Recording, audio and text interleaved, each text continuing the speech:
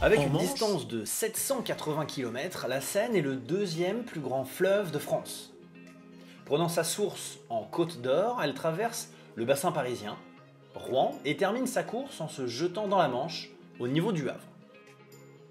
L'estuaire correspond à la partie encore sous l'influence des marées, ce qui représente ici les 170 derniers kilomètres du fleuve.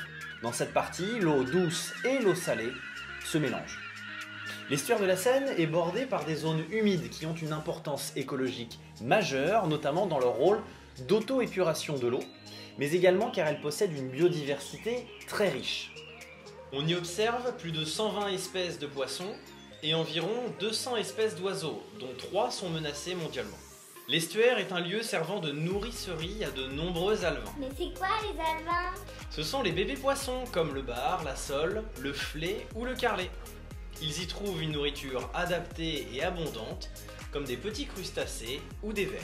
Ah, d'accord. Les jeunes poissons y restent en moyenne 1 à 2 ans, puis s'éloignent en mer, ce qui permet ainsi aux espèces de se renouveler régulièrement.